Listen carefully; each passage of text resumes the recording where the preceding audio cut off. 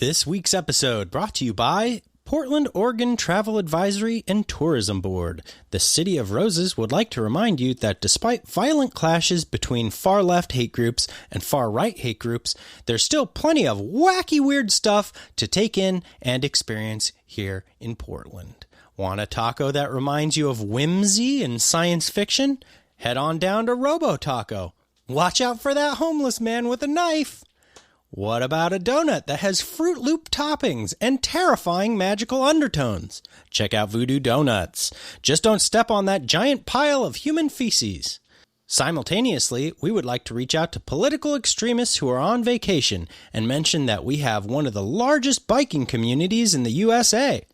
This means you can leave your protective gear at home and find plenty of helmets, gloves, and bike locks with which to pummel your political adversaries right here in Rip City, Portland. We will fuck you up. Hello and welcome to Horror Movie Talk, an opinionated and accidentally funny horror movie review show. Your panel of expert hosts each week are Dr. Bryce Hansen, who holds a PhD in spookology, and Professor David Day, the foremost expert in scare no-nos. New theatrical releases always get priority, but we also review older horror movies, both good and horrible. I'm David Day. I'm Bryce Hansen. And today, I'm pretty darn amped for this episode today. I got to tell you, Bryce. You want to know why? Why? Because today, we're reviewing Scary Stories to Tell in the Dark. Hooray! Mostly I'm excited about this, not because the movie was phenomenal, but because it's kind of a fun... It's got a fun rundown. It's a fun thing to review. You can trust me on that. So, yeah. This one, like, it's growing on me the more I think about it.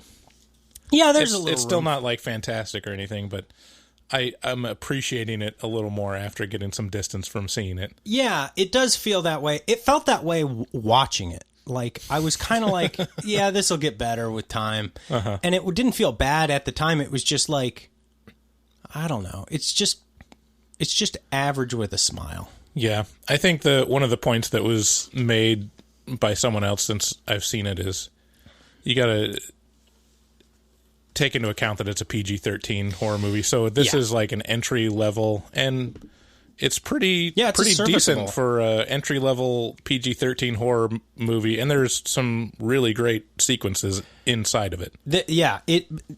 Okay, so there's like three versions of PG-13 horror movie. You know, there's just plain bad. There's just fucking terrible. And then there's this, which is a serviceable enough and entry-level into the genre. You know, suitable for preteens and teens. And then you have like The Grudge, which is like top tier terror, but just with very little in terms of gore or cursing or anything like that.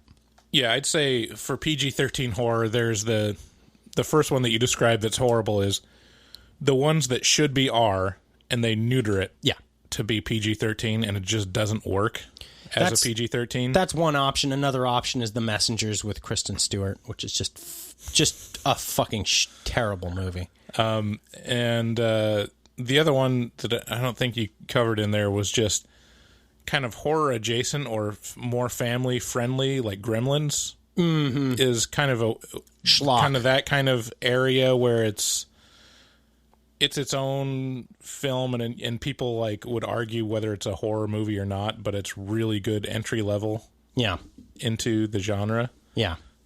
Yeah. We're going to get further into this, but first, you guys should check us out at our website, horrormovietalk.com.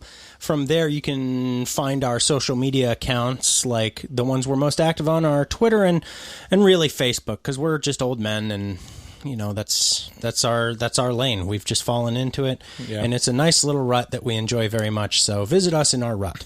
We've gotten some direct messages over Instagram, and we will respond to them. But yeah, as far as like posting things. But we feel like intruders in the Instagram world. I still have no idea how Instagram works, and we None. do almost nothing, and we still get, like, I think that's one of, like, compared to Facebook, I think we have more followers on Instagram than on Facebook. Yes, we do. Which is shocking. But here's how fucking old I am. I'm so old that I didn't realize Instagram was almost exclusively a mobile application. Like, people don't go on Instagram on their computer, but I do everything on my computer. And so I go on Instagram on my computer. I'm like, how the fuck do I... What do I... And so finally I got so frustrated with the Instagram website on my computer that I viewed source... Or not viewed source, but I inspected Element and turned my computer into a phone, like my browser into a phone, so that I could do all the things on Instagram through my computer, faking as a phone. Nice. So we post new episodes every single Wednesday, so make sure to subscribe and leave a review of the podcast on iTunes. That helps us out quite a bit, and we are trying to hit our mark of 200 reviews or 200 ratings on iTunes. Hey, I'd like to give a shout out to our latest patrons on Patreon. Oh, I was going to leave that till the mid. Oh, okay. Roll. Let's do that on the mid roll. I wanted to call out a great new podcast that's near and dear to our hearts here at Horror Movie and it's if you're tired of darkness from watching horror movies. I'm blushing. If you're tired of listening to breakdowns of nihilistic movies, maybe the Positivicast is for you. The Positivicast is a daily positive podcast that's very short. You can just enter it into your morning ritual. Maybe if you're really fast at taking a shit, you can listen to it while you're doing that in the morning. They're about 5-7 minutes. Yeah, they're 3 to 5. I try to keep them in there. Monday through Friday, created by our own David Day. Every single day, David Day is cranking out a podcast to try and make your day better. That's right. Thank you for doing that. I forgot about that. Not only is he the foremost expert on scare no-nos, he's also a leading voice in positivity. I'm just trying, I just realized one day that I had too much negative thoughts going on in my head, and I thought the best way to try and make myself better was to fake it until I make it. And it's done a lot for me. It just talking into the air, really, because I don't really have any listeners on the Positivicast, but I have a couple, and just getting to talk to them has been just great. It's just, and it reminds me, every day I go, oh yeah, you run a podcast called the Positivicast. You can't don't be angry in front of your kids. Right. You fucking ingrate. And so I just try and make people happy every day. And it's just goofy and fun. I talk about farts and I talk about, how spandex is a force of positivity. It's just that kind of goofy stuff. It's I just went through the alphabet of positivity and I did 9 letters and they were starting on N and it goes NWA, and that was intentional. So it's just something fun, and if you guys want to listen to it, I'd sure appreciate a rate and review over there as well. Yeah, check it out. It's called Positivicast, spelled like you would assume it's spelled, and there's also a website, positivicast.com. Thank you for that. Yeah, I think I have 70 episodes recorded because it's just easy to do. Anyway, we went and saw Scary Stories to Tell in the Dark. And it was, like I said before, it was average with a smile. No frills, nothing unexpected, just kind of a middling horror movie that kind of left you feeling good. So here's the trailer. Some people believe if we repeat stories often enough, they become real. They make us who we are. That can be scary. Eat it, Harold.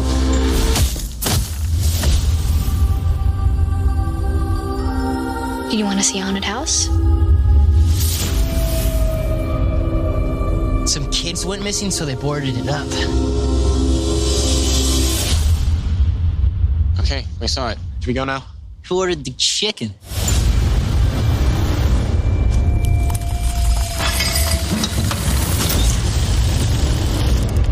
What's that? It's a book of scary stories.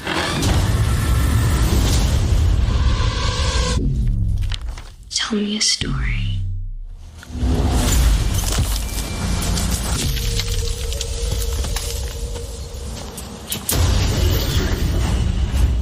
Hey, what's going on? Tommy's missing. Tommy's name was in the book. There's no way it's actually connected, right?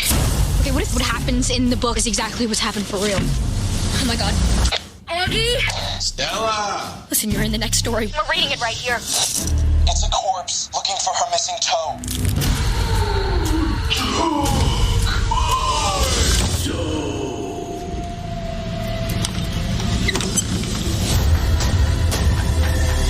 I'm afraid that we woke something up. You shouldn't have taken the book. We've got to stop it.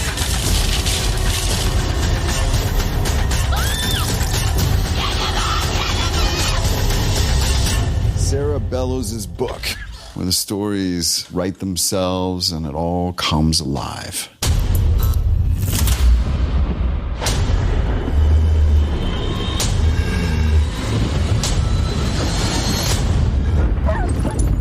The jangling man is coming.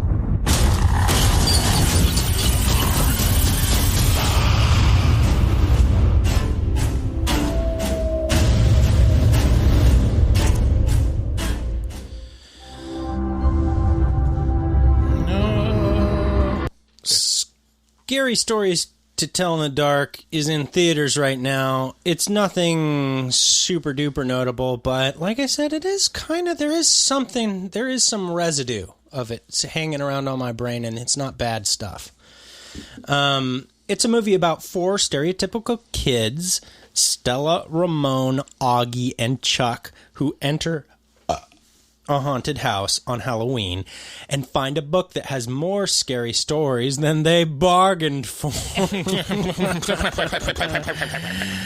As the teens fight bullies and work their way through early November, they begin to realize that the book they took from the house is haunted, and the spirit that haunts it has a penchant for writing scary stories about the teens and their acquaintances that always ends up coming true.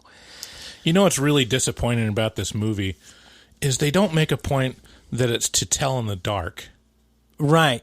Yeah. It's just about, I mean, that's what they really missed. The whole fucking from movie the is source dark. material. It's all dark. That was inferred by the darkness. Well, right. And I'm not talking about the early 2000s. I really wanted someone to say, this book from Sarah Bellows is full of scary stories, and then turn to the camera to tell in the dark. Oh, that would have added the little oomph that just would push it into like a one. That would have given it one full point. And for that reason, it gets a 1. Right. As the teens wrestle with teenhood and their own demons, they are forced to come to terms with the reality that this book and the woman who wrote it are trying to kill them in scary story ways. There's lots of chases, jump scares, racist cops, and nostalgic feels to be had in Scary Stories to Tell in the Dark. It even culminates in exactly the way you might think it would, which we will mention in the spoilers section. Scary Stories to Tell in the Dark is a movie loosely based around the 1981 book of short stories of the same name. 1981? I know. Holy cow. Right. I'm as confused as you are. Yeah, It's before has you it been or around me. that long? It's before you or me. Wow.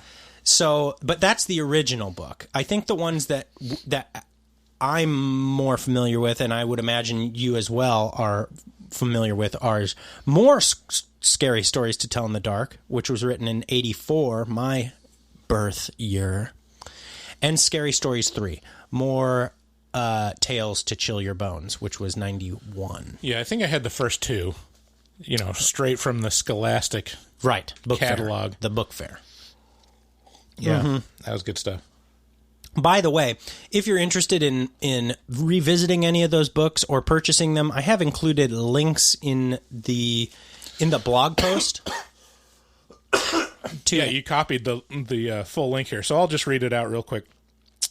Open bracket A space target equals quote /product /B00ZQ. Bryce has lost his mind. AW0 / You're okay, it's going to be a ruining while. it. It's going to be about another 20 minutes of reading So this. if you want to head on down to our website, Or you could just go to horrormovietalk.com, click on the shop on Amazon button in the banner, and search for it. Either one of those, but I include links in the post for this episode to get to those books. And they're only like $3 or $4 a piece, so you can get them for your kids and scare them to death.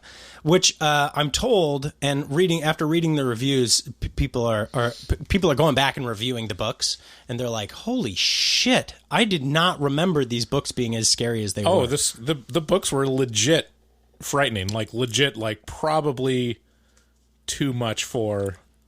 And that was when I was reading it was like what, like 3rd, 4th grade, maybe. It was akin to getting your hands on a porno, kind of. It was Right. like a step below that. And what was really, the stories themselves were pretty frightening, but the illustrations were like horrifying. Truly alarming. Yeah, like Frank Miller level, like Sam Keith, like these top tier comic artists could hope to achieve this level of terror on paper. Like, they're very impressively illustrated.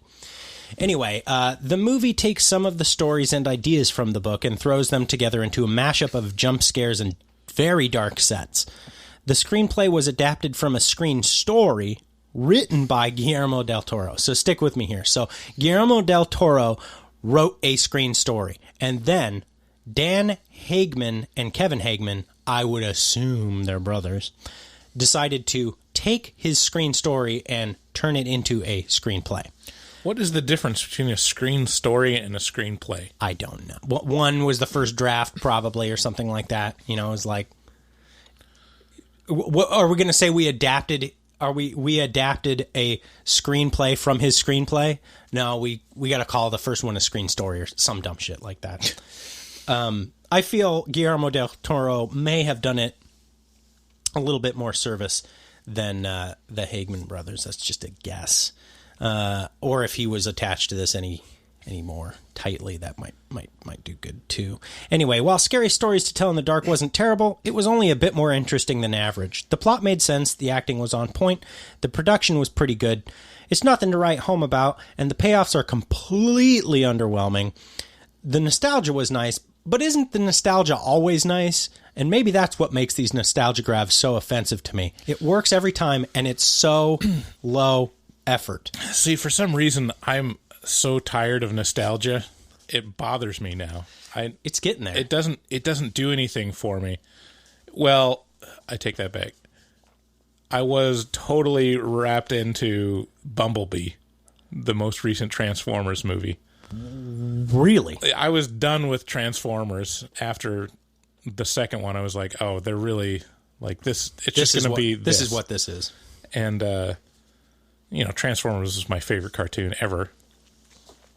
And wow, I was giving up on it because it just looks like a bunch of scrap metal. It's basically a higher production level of Tetsuo. Sparks and guns. And then they came out with the trailer for Bumblebee, and I was like, oh, another one. Why? No one is asking for another Transformers movie. And then stopped in my tracks. They had the Generation 1 designs of the Transformers. And they're like, oh my God. They're all there. There's Starscream. It's the VW Bug. It's Shockwave. It's Soundwave. Oh my God. And of course I had to see it. And it was good. It's probably the best Transformers movie that I've seen. Well, there you have it. But anyways, in general, nostalgia as a mid-30s white male, I've reached saturation. I do not want Hollywood to remind me of my childhood anymore. Please Let me grow up. I think you're being a bit generous with saying mid-30s. I think you're kind of pushing late. Mid to late 30s. Like, just please let us experience new stories. Right. In the dark. Can we do anything new?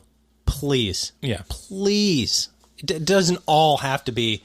That's why the 80s was so cool. It's because they fucking, like, there was so much garbage, but it was new garbage. And now the garbage today is based on all that fucking garbage from the 80s. Right. Disney just canceled a ton of films that were in production for Fox because they just bought Fox. Oh, good. And they, I think on the list of... Thank you, kind of benevolent Disney. Of movies that were canceled were... I think the Sonic movie might be canceled. Oh, God. And there was a movie for Magic the Gathering and a movie for some other like cartoon or game that's like, no one is asking for this. Yeah. Stop it. Like no one even cares that much about Sonic the Hedgehog. It's not like it has a huge following. It is a piece of intellectual property that people recognize. That's it. We're done with Power Rangers. We're done with it. All right. Well, wait. Hold your horses. Shut here. the fuck up. My kids still watch Power Rangers every day. Yeah, your kids though. I mean, I don't know. Power Rangers every day. I don't want to cast aspersions or anything. I'm giving Scary Stories to Tell in the Dark a 6 out of 10. What say you? Yeah, Bryce? We're in perfect agreement on this one. It's exactly slightly better than average. Exactly slightly better than average. So yeah, I gave it a 6 out of 10 as well. Yeah, there you go. So without further ado, I would like to thank our latest patrons who are... We've got Anthony F. from San Antonio, I believe that's right. He's been featured on previous episodes. He is a horror makeup artist that works at Six Flags. I believe so. Down there. And he does some really cool stuff. What was the episode that he was on? I can't recall. Might have been The Perfection. Might have been Evil Dead. No, it was one that I did. It was a while ago. Yeah, it was probably about like 10 March or 5 April. to 10 episodes ago. It was like March or April. Anyways, he does really cool stuff, and he's even shared with us some stuff that he's doing right now that we can't share because it's before it's been exposed to the public. Oh yeah, but if you're in the San Antonio area or Texas in general, and you got a hankering for some Six Flags spankering this Halloween, like he's got some crazy stuff that he's working on that's going to be featured in their Halloween horror whatever extravaganza. So you guys should check his stuff out down there. And also new patron Taylor T. Yeah, who I think we mentioned on the Midsummer Afterpod, but you wouldn't know that unless you're a patron. So Taylor knows it, but not everybody else didn't until just now. So we really love our patrons. It's super generous of you guys to throw us some money to support the show, and we're any money we receive on Patreon, we're just gonna put it right back into the pod. Yeah, it only make this better. It goes straight into paying for our hosting costs and hopefully eventually our movie tickets, because right now we're taking food out of our kids' mouth to go to see horror movies and then joke around about them afterwards. So our kids are like, they don't know enough to look at us sadly, but if they did, they would. So I think the priorities for patron income is first hosting costs, second movie ticket costs, and third a Gulfstream Airjet. Right. Because God doesn't want us to ride with all the demons in coach. You don't understand. The demons target us because we talk about them all the time. Right. So, I mean, You've seen Paranormal Activity. You can work it out. You can also support the podcast by buying anything on Amazon. If you go to horrormovietalk.com and click on the green button in the header that says buy shit on Amazon, bro. Go and buy that shit on Amazon, and then we get some money from it. And also, if you love horror movies, you should know about Shudder, the horror streaming website. If you use code HMT for Horror Movie Talk at checkout, you'll get a 30-day free trial to Shudder instead of the 7-day free trial. I hate that 7-day free trial. Oh, fuck, you're weak. God damn, idiot. Oh, by the way, you guys, little side note here. If you would you like to write for Horror Movie Talk? Do you enjoy horror movies and want to write for the Horror Movie Talk blog? Well, guess what? We're accepting new writers for that blog, and if that sounds like fun to you, I can tell you it is. Just reach out to us on Facebook or Twitter, and we will be happy to see what you got. No due dates, no forced topics, no worries, just fun. Like, it sounds like a responsibility. My goal is to make it so that it isn't. It's just about you having fun, writing about what you wanted to write about it, as long as it's horror movie adjacent or focused. No forced topics, but I think we probably want to approve. Yeah, we'll approve topics, but we're not going to tell you what to write about like that, right? Because then how would you get amped about it? Also, if you can't think of something to write, we can give you stuff to write about too. Like, if you want an assigned topic, we can do that as well. So, anyways, we just want more content for our website, and if you just have a hankering to write and need a place to stick it without having to worry about the administration of a website, just send it our way. It's been working out real well with Keith. You can contact us at info@horrormovietalk.com. Thanks again, and let's get into the show. What have we been doing this whole time? We're going to transition into spoilers, so if you guys want to go see this movie, make sure you pause it right meow.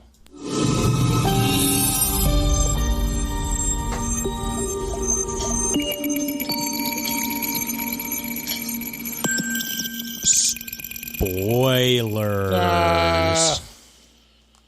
It's been too long. It's spoilers? Spoilers? How did we get in this echoey room? That's good enough. No. Only the best will do. Spoilers. All right. It's been a while since we've recorded an episode. We've been doing stuff in the backlogs for a while. So, Scary Stories to Tell in the Dark is set in the scariest state in the United States, Pennsylvania. Okay. That read sells it. I get it now.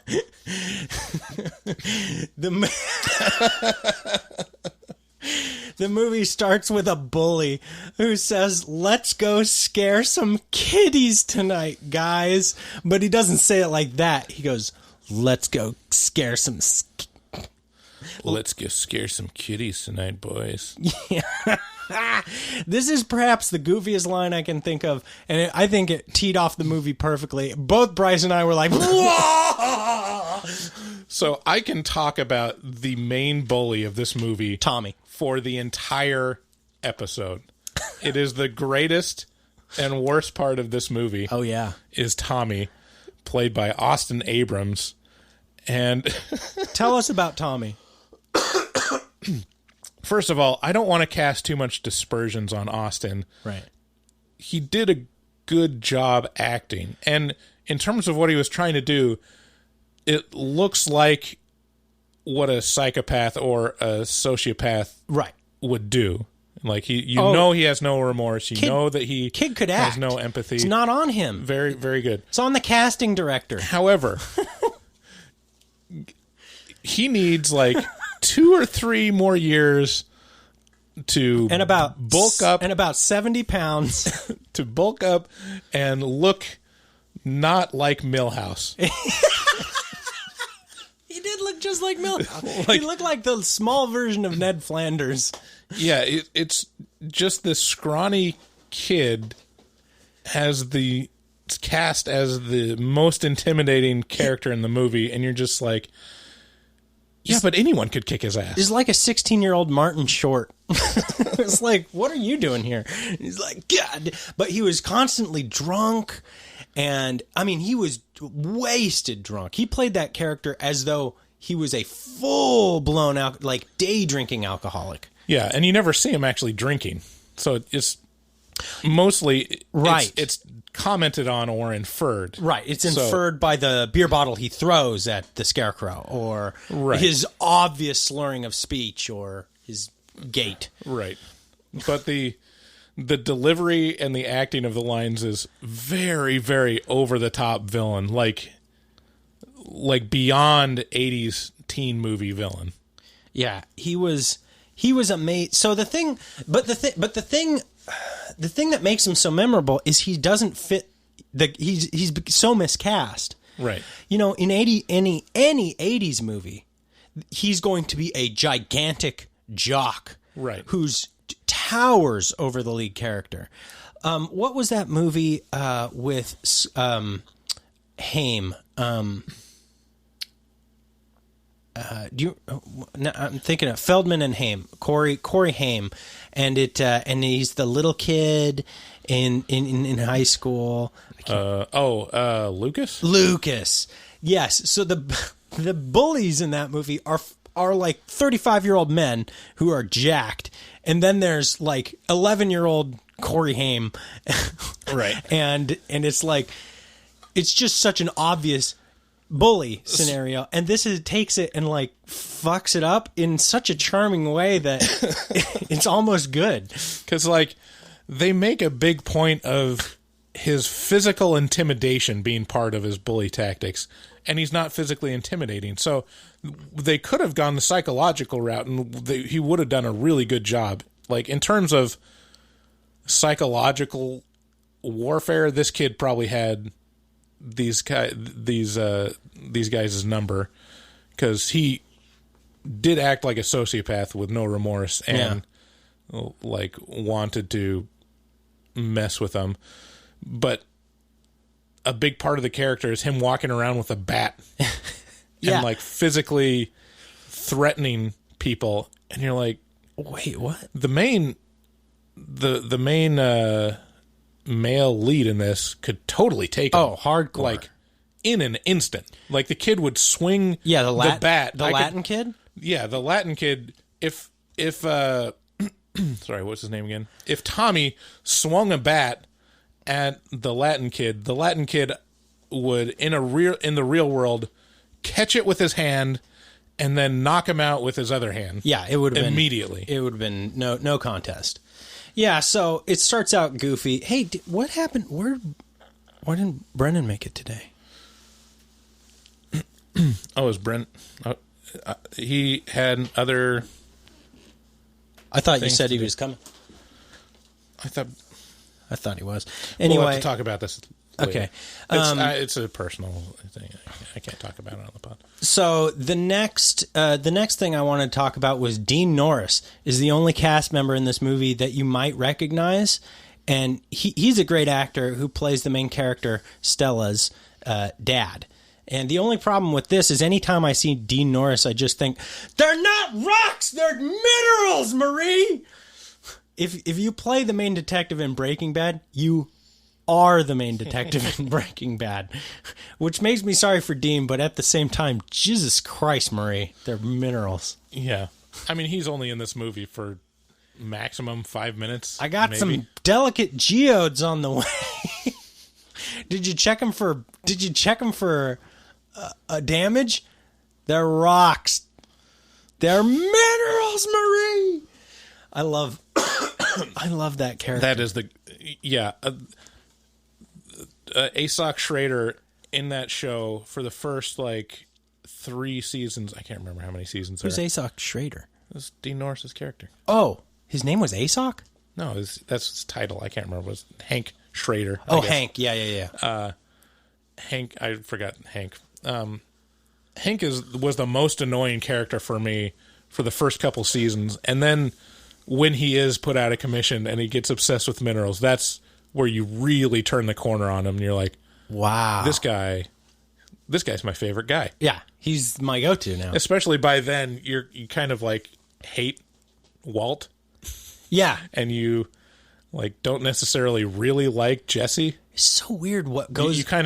You have sympathy and pity for Jesse, but you don't like him. I feel like what was supposed to happen to my emotions in that show didn't quite my emotions got tied up inappropriate, like they just got tangled like too much fishing line that all came together at once and didn't, because everybody goes, you don't like Walt at the end, and I'm like, but you're still rooting for him, right?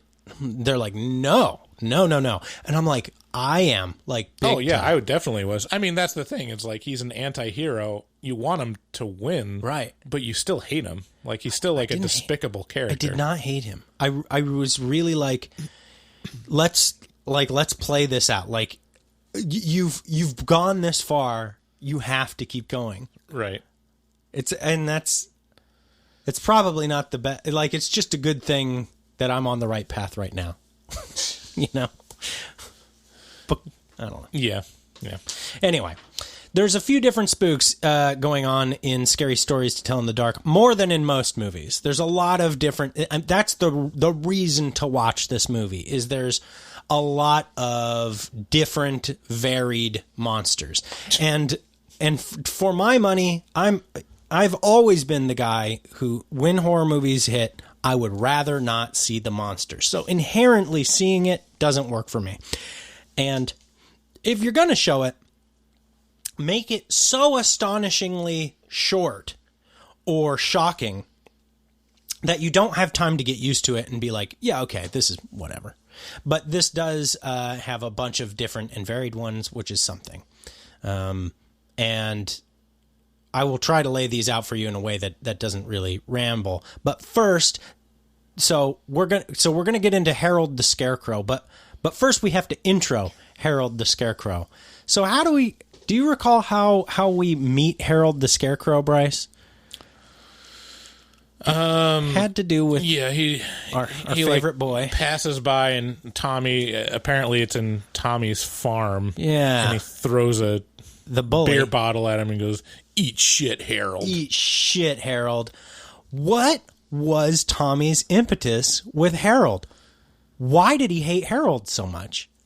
I think in the movie, like when they start reading the story in the book, it mentions how he has always hated that scarecrow because it was scary in his childhood, I think. Oh, okay.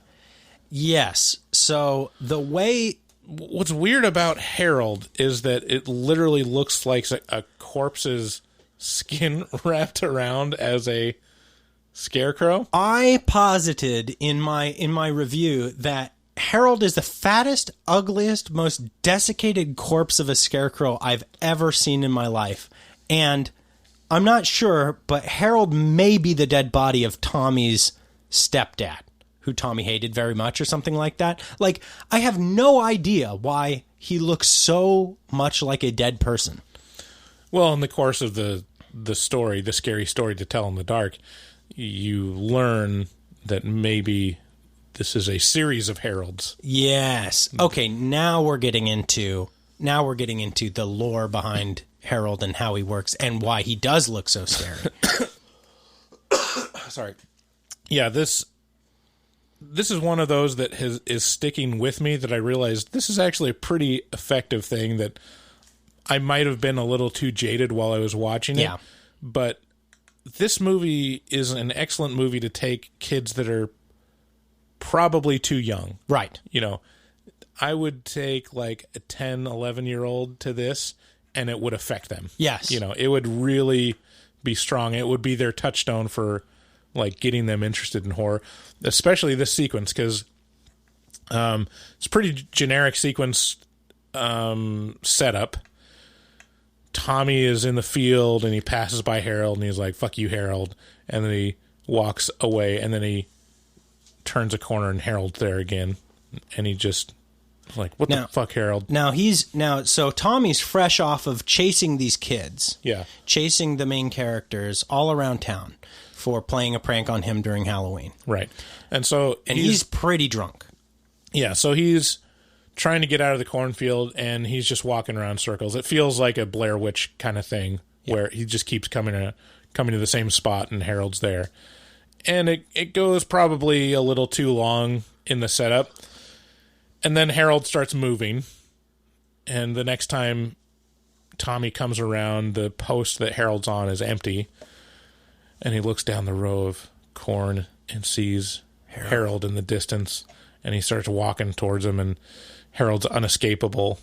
And then what does he do? Does he just strangle him or something? Or no, so Tommy starts running away, and as he runs away, he trips over a pitchfork.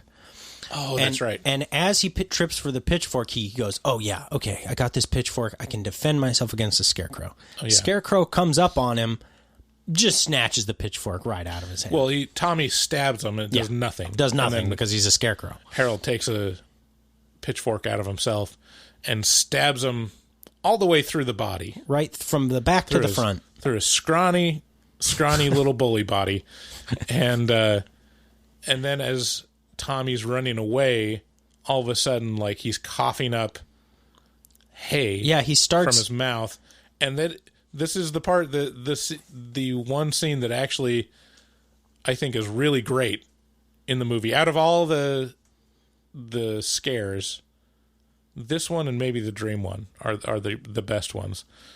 But Tommy is running away, and he's coughing, and more hay's coming out to where he's like choking on hay, and hay's coming out of his ears and stuff, and he turns into Harold. Right. He turns into... Yeah, he comes down with straw man syndrome. Yeah, it's really... The effects of straw man syndrome include coughing up hay, having hay come out of your fingers, and hay fever. So... And then if you don't have it treated, you turn into a scarecrow. Yeah. And then later on in the movie, we get a little bit of a close-up of Harold, what we think is Harold, but he's wearing Tommy's jacket. So now you know. The more you know, don't go near scarecrows, and especially don't hit them with beer bottles if you're drunk, or baseball bats. The way and this is another endearing part about Tommy, because if you recall, when we are first introduced to Harold, the Scarecrow, Tommy's just beating the shit out of him. Just in front of his friends, right, like to impress them or something. And his friends are standing there like, you got him good, Tommy. You hit that Scarecrow. Can you imagine doing a more boring thing with your just looking at your friend? Yeah, being if like, you're in high school and you're like, look how hard I can beat this Scarecrow with my bat. Like, what? Let's go like get some Slurpees or something. What's the matter with you? Anyway, so that's the first of the spooks, is Harold the Scarecrow. The second is more of the main antagonist, I guess you would say, who is Sarah Bellows, or the ghost of Sarah Bellows, who is the author of the Scary Stories book. Now, the kids, in their attempt to escape from Tommy, run into...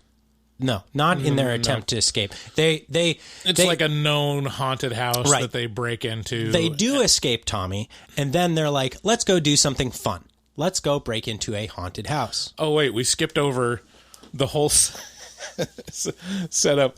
So rewinding, the movie starts out on Halloween, and Tommy is the known bully, and this group of three friends, Stella and others... Who are the two others? Chuck and Augie.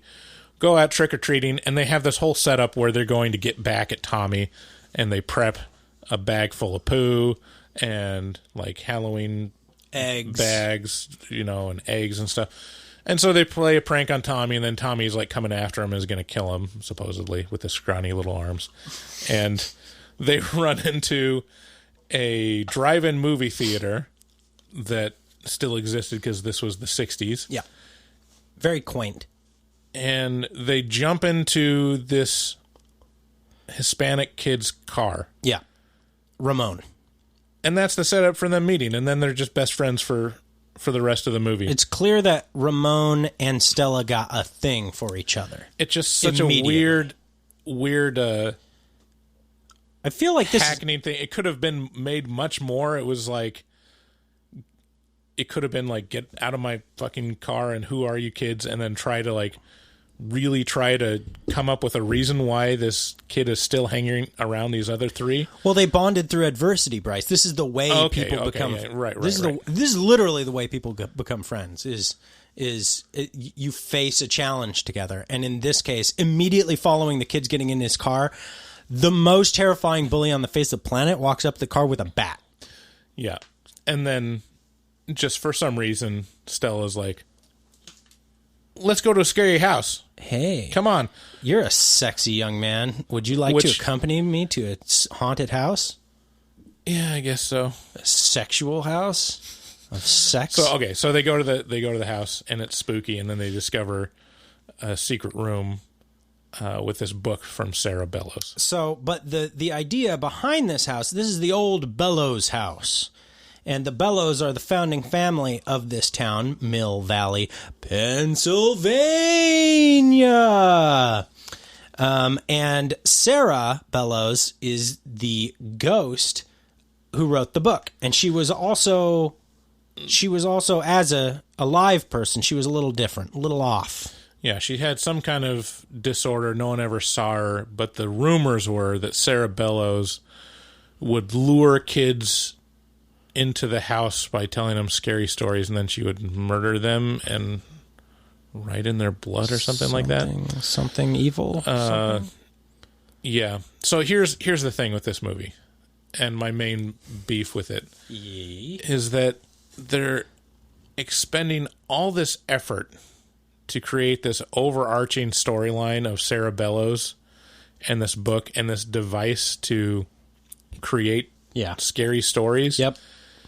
And it's really kind of the least interesting part of the movie. It's so boring.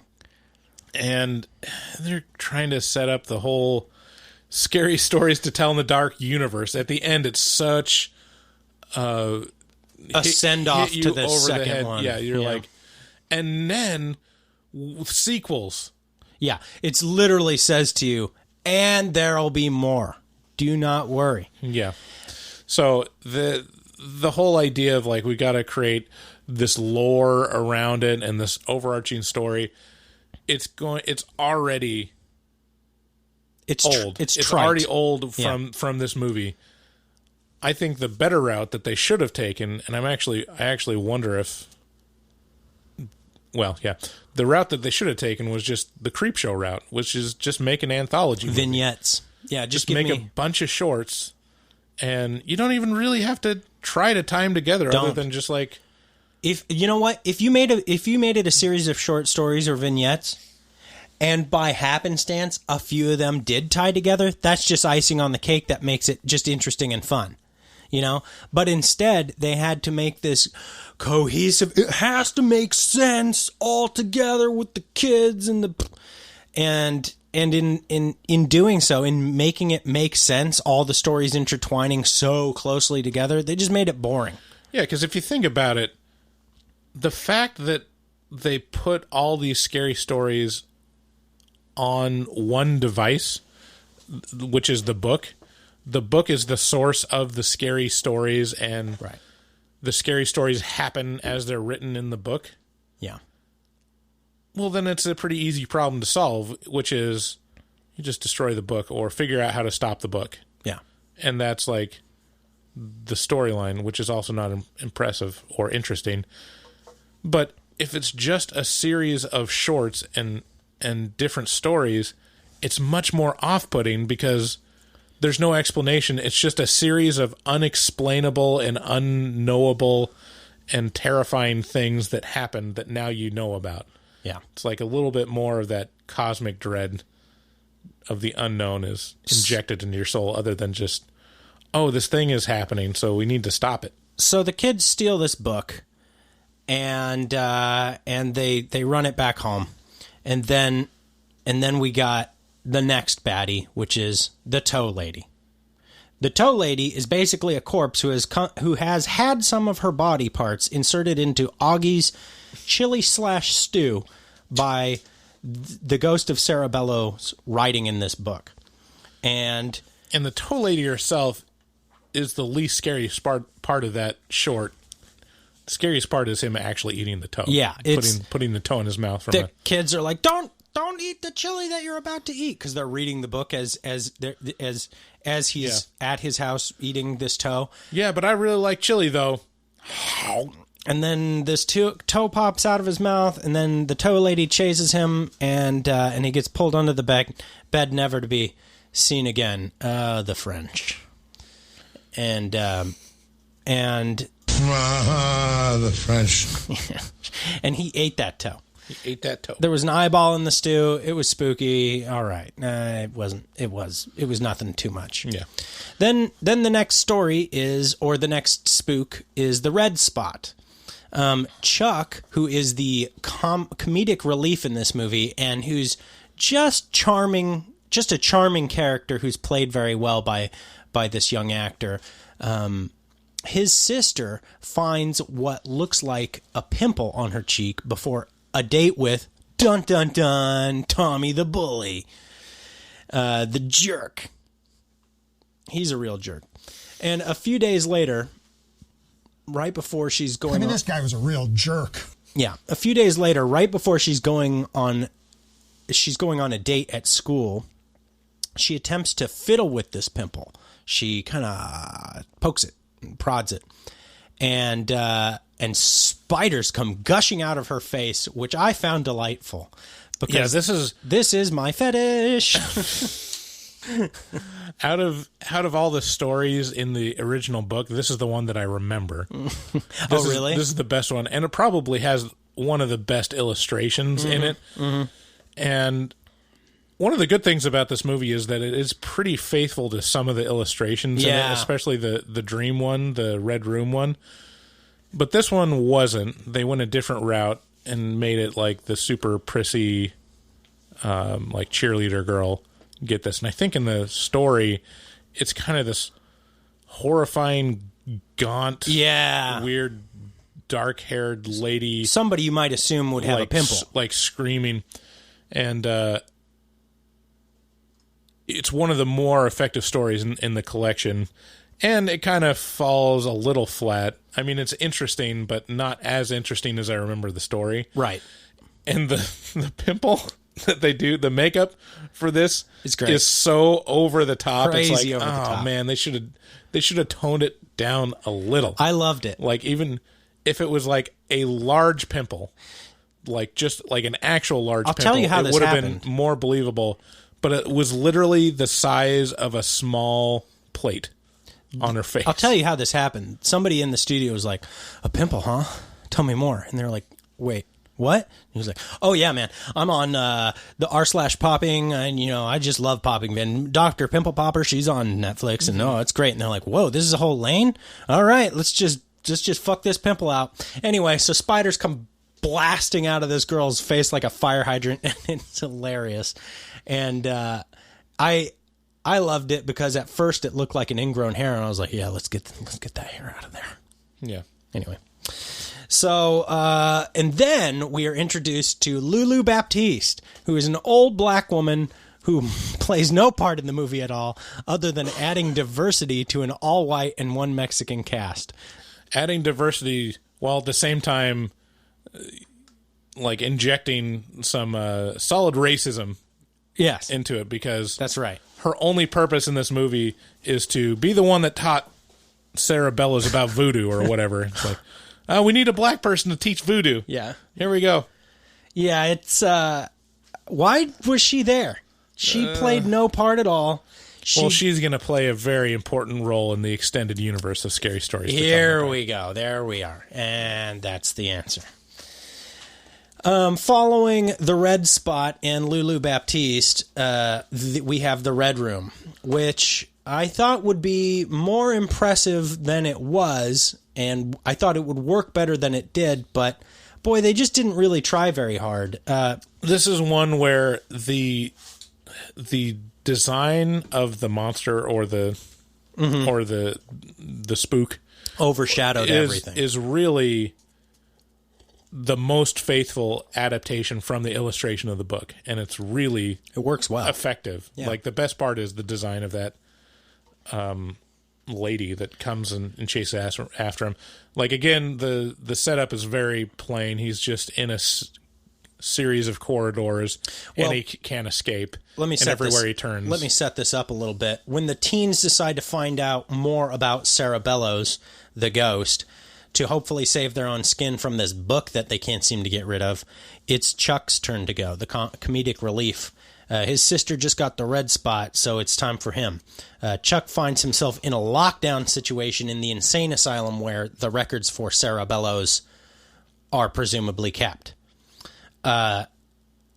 He in this lockdown situation, the lights are flashing red. He's running down this seemingly endless series of red-colored halls, and a strange girl who looks and acts like something straight out of a Studio Ghibli movie walks at him down these long corridors. And she just looks kind of happy, but also like the most morphed out, like weird, if you're ectomorph of a person. If your daughter drew a picture of your wife when she was like age 2, where she thinks that that people only exist as one big head with 2 legs on it. Yeah. And then they adapted that into an actual person. That's kind of what she looks like. Yeah. So, yeah, she chases him down the hall, and she's unescapable. And then, on both sides of him, like, she hugs him or something, and then the kid gets absorbed into her, which is cool. It's effective. Like, it's not scary to me. It's just underwhelming. The setup is underwhelming. So, like, the actual delivery is like, whatever. Yeah. But the design of the monster is great. Yeah, the design is great. It's just a lot of the way this movie works is there's just no sincere payoff. You know, it's a spooky idea, and then there's no follow-up on it. And then finally we have the Jangly Man, who is the heavy hitter of this movie, and the 2 remaining people, we got Stella and we got Ramon, and they are put in jail for breaking into the insane asylum. And the racist cop who put them in jail has them behind bars, and Senor Jangles comes down the roof in pieces. He shows up as a head. Just a head rolls down the chimney, and the police officer's like, "The fuck is that?" And he just unloads his gun into this head, which is a great scene. That was great. And then all the rest of the body parts of the Jangly Man come falling down the chimney, and then he just pull each part pulls itself, kind of coalesces into a one. Just if there were like a picture in the dictionary under body horror, the Jangly Man would be that picture, because he's just a contorting, crunching mass of bones and flesh that just is continually reorienting itself in horrific ways, and he has the ability to fall apart on demand. If he gets stuck, he just all of his limbs just pop off, and then he chases him for a while in the way that this movie ends in an epic chase scene in a car, right, running away from the Jangly Man. And you know what I didn't realize until I guess not super recently, but in terms of like film around the world, the chase scene is really an American thing. Yeah, 70s. The 70s kicked it off. But just even like foot chases, just chasing in general is like, it's almost in every American movie. Mm-hmm. And I think international audience are like, oh, this again. Dang America. They just love chasing. I'm like this again. Like, can we stop with chase scenes? Fuck, man. Another note to make that needs to be made is this movie commits to the deaths. So up to this point, I don't think we made a big deal, but like, there's actual kids that die. It's a PG-13 movie, but yeah, Chuck's gone. Augie is gone. Tommy's gone. Augie are disappeared. We don't see them like murdered or dead, other than Tommy, but Augie and Chuck, the two of the main characters of the original trio, are just dead, literally disappeared. Are dead by the movie's admission. The movie goes, at the end, they're like, yeah, they're dead. Yep, they're still dead. And it's very effective because at the end, when it's just the last two, and it's Stella and Ramon being chased or in these situations, there's actual stakes. Like, oh, they could actually die. Right. There is a feeling of there is no such thing as plot armor in this movie. And also, since neither one of them are known actors, it's not like they couldn't kill them off and use someone different in another sequel. Right. Whereas if the main character was like Scarlett Johansson or something, or who am I thinking of? If it was Jennifer Lawrence that was the main character, you'd be like, well, no, she's not going to die. They're going to build a franchise off of her. Right. And that's not the case in these movies. So at the end, yeah, Jangly Man is chasing after Ramon, and Stella and Ramon manage to make it out thanks to Stella's quick thinking, because she figures out that she just needs to convince Sarah Bellows' ghost that she'll write her story for her, and she'll tell the truth that Sarah Bellows wasn't a monster. She didn't kill children. It was her family that killed all the people because of poisoning the water well and There's streams. a snake in my boot. Somebody's poisoned the water hole. She was going to expose her family as poisoning the community, and then her family had her electroshock snuffed out, and all right. It's like, we've done enough to tell all that stuff. Who cares about Sarah Bellows' story? Yeah. I don't care at all. Final recommendations. While Scary Stories to Tell in the Dark wasn't bad, it just wasn't great. It was pretty by the books.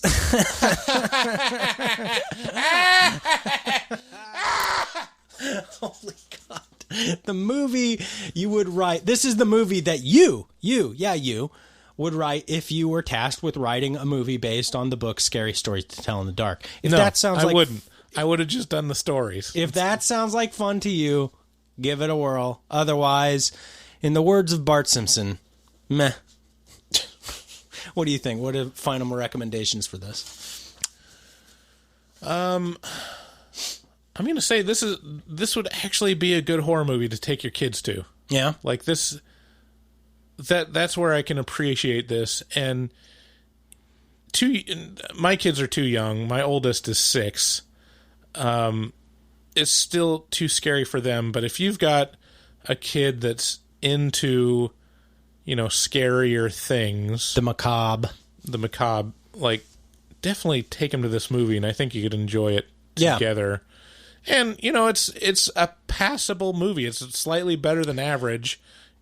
There's nothing in this movie. It depends on how much you want to see a movie, I guess. If you want to see a movie this weekend and you would like to see a scary movie, sure, go see it. And it's got a great lead-in. It's if you get one of these books, go to the post for this episode and click through the link on our page.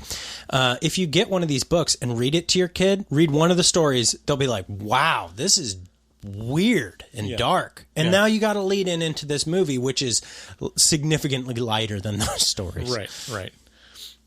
So yeah, I mean, go see it, but also it's if you're just curious about it, but you don't really want to spend money on a movie ticket, yeah, you can wait till it comes out on video, and it'll be a good watch. Yeah. And with that's our review of Scary Stories to Tell in the Dark. I wonder, could you intro me into It Came From Social Media? Sure. Just read it. Yes, it came from social media to fill the world with terror, to bring you unforgettable suspense. What was it?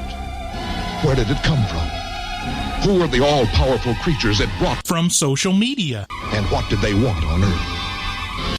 For those of you who don't know, we are big fans of talking to you, our fans. And if you reach out to us on social media, we are excited to talk to you. And while I don't don't have all of the conversations that we had this week in front of me. I would like to mention shout out to Kimberly Good, who wrote to us and said, "Oh my God, I was having a really crappy day, and I listened to your review on the movie The Perfection," which I believe we recorded with Greg from. He was from the We Shouldn't Be Here YouTube channel. And she says, "I am now LMAO. You guys are so hilarious. Keep up the good work. And being a female fan, I don't mind the burps. So take that, Dana." We love you too, Dana. But honestly, Kimberly, thank you so much for reaching out to us. You made my day great. And we just really super duper appreciate it. Keep talking to us. We want to know what you like. And is it bad when I find it surprising that someone finds us funny? I know. It says a lot about us. I think I have a good sense of humor, and I know that, like, I probably wouldn't find the things that I say that funny. How fucked up is that? We both have some serious self-esteem issues. Right. So it's not, I would say it's nice because it is, but more than that, it's confusing and delightful. Right. Yeah. It's just like, oh, you think I'm funny? Yeah. How is that possible?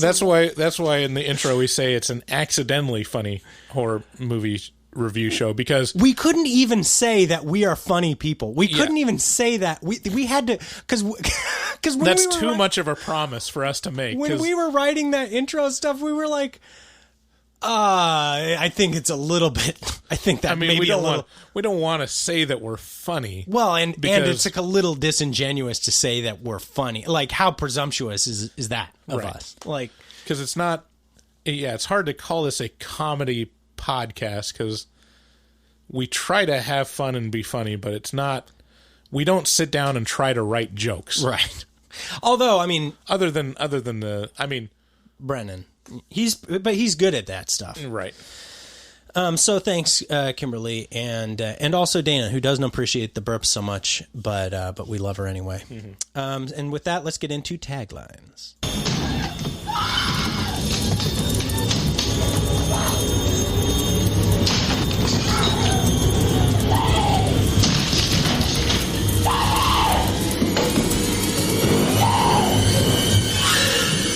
Here's taglines.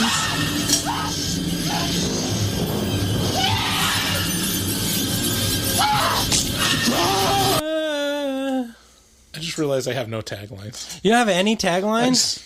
That's okay. We can use all my taglines because my taglines, I have 5 of them, so that's enough. Okay. And I didn't write any of them. I just recorded them. Oh, this is the David Day tagline classic. These are the taglines that we have available today. So like it or lump it. Here's the first tagline. Scary stories to tell in the dark. Stella! Stella! Can't you hear me yell? You're putting me through hell. Stella! Stella! That's Ned Flanders in A Streetcar Named Desire. The musical, yeah. The musical. Because the main character is named Stella. Come on, you guys, you get it? Yeah. You're putting me through hell. Scary stories to tell in the dark. Want to hear a scary story? Once upon a time, there was an evil, insane maniac. Bart, why can't you tell the story with the lights on? Okay, you little babies. I can't find the light switch. It's gone! Scary stories to tell in the dark. Simpsons themed taglines. Get ready, because it just doesn't get any better from here. Bryce is immediately regretting this decision. I like it when the joke is based on the visual joke. But they narrate the whole thing. I thought about that, and he was like, I'm going to turn off the lights. I can't find the light switch. It works. All right. Such an idiot. Scary stories to tell in the dark. Everybody comfy? Once upon a time, there was a psychopathic strangler on the loose in a dark house. They couldn't see him, but they could hear his breathing.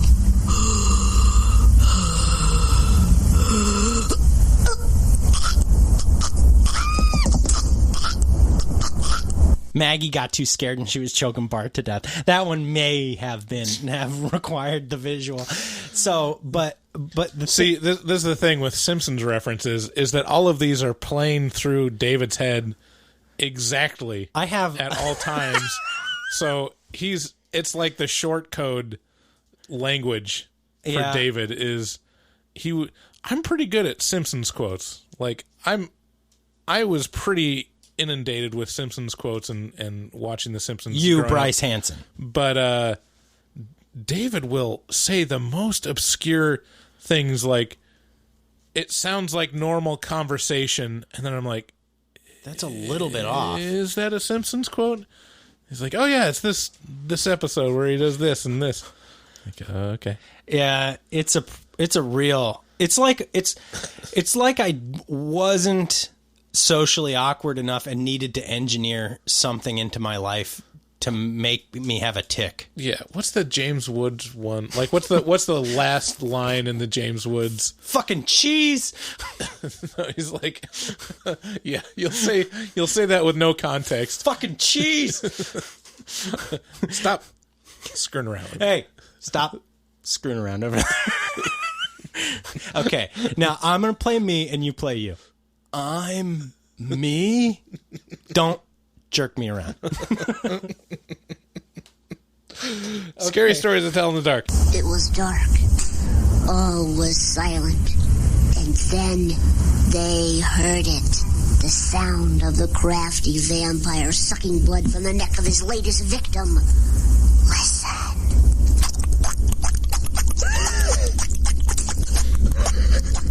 That's Maggie sucking on her pacifier. Mm-hmm. So these weren't from any Simpsons episode. These were all from, what is it, the Tracy Ullman show? Oh, really? Yeah. Like the original, wow. Which I'm less familiar with, but I did remember these. And I think, was that the last one? No, there's one more. Oh, okay, there's one more. Scary stories to tell in the dark. And now for the scariest story of all. Once upon a time, 3 little children sat shivering in the dark. Suddenly, they heard footsteps. Listen, you can almost hear them. Coming closer and closer. And then the footsteps stopped.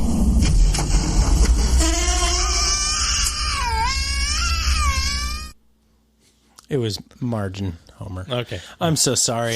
I've failed you all. My love of The Simpsons has blinded me to David, this is radio. It's not radio. So stupid. It's podcast, idiot. Don't worry. We'll put this on YouTube. Oh, and then we won't have the video. Oh, yeah. No, the Tracy Ullman show, no one owns that. That's for sure public domain. Oh, yeah, I'm sure they're going to syndicate that one. We'll include links to the clips, right? Okay, yeah, I guess. I suppose. We could do that. I wasn't really going to go to that amount of effort. Well, it's just one, right? Yeah, but, yeah, I'll do it. Jeez. It's really loading up the workload on David, giving him one YouTube video to upload. You guys, I'm so tired. So today, here's a little bit of an intro into what will be the afterpod today. Today, I'm going to the Vancouver Brew Fest, which I'm very excited about, to get my own day drinking on, just like Tommy. I'm going to get in there and, fucking Harold, blah. And a couple of my friends are going to go, and we're going to get loaded, and then we're going to have a barbecue at my house. And one of our patrons, who is my personal friend, Brad, can't go. He can't make it, which I'm super bummed about. And I want you to know, Brad, that I'll be thinking about you as I'm getting super hammered. Brad delivers the beer that I drink. So I'm sure he'll, and, I mean, if you're the delivery driver for beer, you have a pop or two after work, obviously. You just load up. And so here's to you, Brad. I'm sorry you can't make it, but we'll talk about it plenty in the afterpod, and also the things that have been happening in our life, which include a tremendous cat urine smell in Bryce's house and a flea infestation to beat the bag. Yeah, well, we're horrible, dirty people. So, well, I wouldn't say that. It's getting quite acceptable in here. So yeah, just so you know, any patron of the show gets access to patron exclusive content, which right now is mostly afterpods. We just keep the mic running after the episode. 12 or 13 podcasts. Yeah, so if you really like the show and you just can't get enough of the weekly show, you can become a patron and check that out. Also, we'll be doing just random one-off extra content. I think something coming up that we plan on doing is talking about the miniseries It from the 90s, because we're going to be doing an episode on It Part 1 and It Part 2 when it comes out. So very shortly, along with that, we'll watch the 90s miniseries, and the patron exclusive content's a really good place to do that. We'll talk about it during the It 1 and 2 episodes, but yeah, we're still coming up with ways to create exclusive content for our generous patrons. And with that is our show for today. Thank you very much for tuning in. Make sure to subscribe to us if you're new. If you're old and haven't subscribed to us, what the heck are you doing, guy? You're killing us over here. Give us a review over there on iTunes. Check out our website at Horror Movie Talk. Browse through Amazon on our website. Become a patron. We love you very, very much. We appreciate everything you do for us. Reach out to us on social media, and most importantly, and I do mean most importantly, share this with your friends on social media, because that is how we grow. It really, really, really is, and it makes a big difference. Thank you so much for listening. Even if you're not a patron, I'd like to invite everyone to leave a rating on Apple Podcasts. You don't even have to leave a review. Just click on the stars, and that would really help us out. Yes. And so, have a great week, and we'll see you next time. Bye. Bye-bye.